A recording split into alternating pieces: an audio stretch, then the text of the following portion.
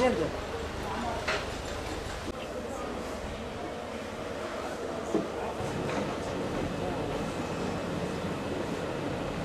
صوت اقول لك صوت ولا احط النهايه.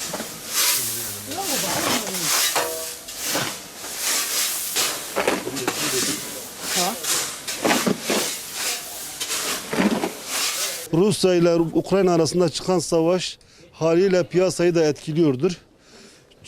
Muhtemelen bunun yansıması ileriki zamanlarda yani gözle görülür bir şekilde göreceğiz yani bunu. Zaten şu anda un fiyatlarında, yem fiyatlarında çuval başı bir 20 liralık bir artış olmuş. Genelde buğday piyasasını Antep belirliyor. Buğday piyasasında yani ton başı 100-150 milyon şu anki şartlarda üstüne gelmiş. Arpa da gayet öyle. Dışa bağımlı olduğumuz için arpamızın çoğu hani %20'si %30 buğday olsun, arpa olsun. Ukrayna'dan, Rusya'dan fiyatlarda ton başı bir 150-200 milyona yakın bir oynama olmuştur. Bunlar da otomatik olarak hem un ve yem fiyatlarına yansıyacaktır. Birinci sınıf buğdayın fiyatı 5100-150 lira arasında satılıyor. Yani buğdayın ucuz olması ihtimali çok düşük. Niye diyeceksin? Girdi maliyetleri fazladır. Gübre fiyatları bellidir. Tohum fiyatı bellidir. Mazotun fiyatı bellidir. Ki yeni gelecek ürün ve mahsul de daha ne olduğu belli değil. Daha ortada bir şey yok. Artık ona göre de piyasa şekillenecek.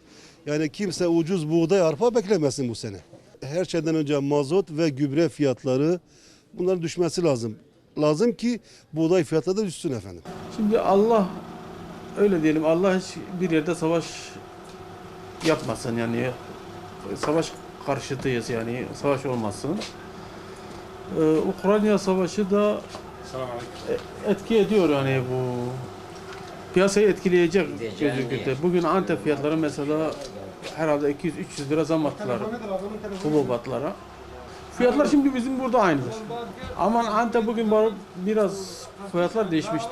Ton başına 200-300 lira galiba yükselme var. Ne kadar orada? Tonu ne kadar şu anda? Orada 403,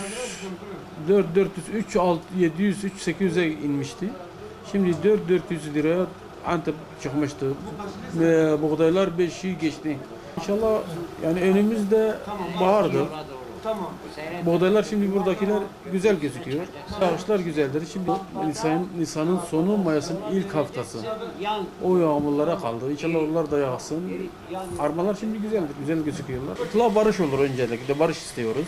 Bu genellikle Ukrayna, Rusya'dan bize ithal geliyor. İnşallah bu yıl onlara da muhtaç kalmayız.